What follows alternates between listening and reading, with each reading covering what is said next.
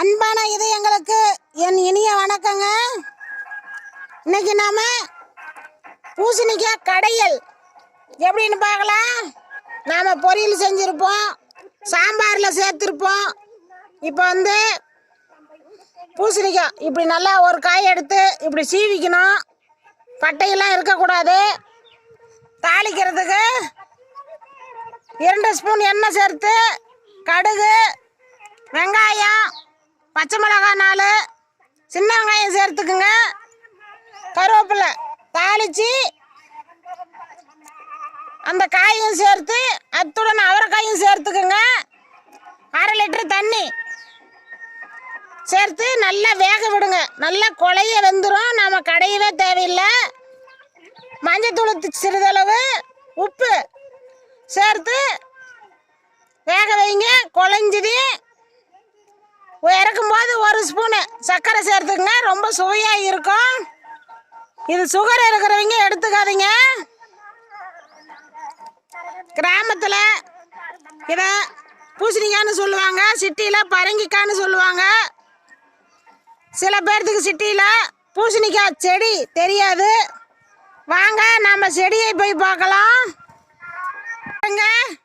இப்போ பூசணிக்காய் தோட்டத்துக்கு வந்துட்டோங்க.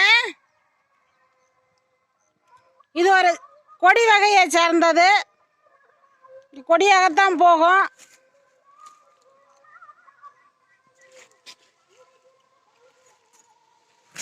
பூசணிக்காய் நம்ம தைப்பூச திருவிழாவுக்கு முருகன் கோவிலுக்கு நடைபயண பயணமாக சென்று பூசணிக்காய் பச்சரிசி சாதம் செய்து பூசணிக்காய் செய்து இறைவனை வழிபாடு செய்வாங்க. அந்த மாதிரி செஞ்சால் ரொம்ப நல்லதுங்க.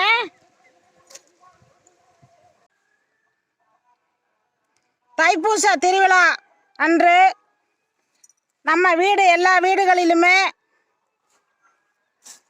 நம்ம குளிச்சுட்டு விரதம் இருந்து பச்சரிசி சாதம் செய்து பூசணிக்காய் செய்து படையல் போட்டு இறைவனை வழிபாடு செய்தால் மிகவும் சிறப்பு.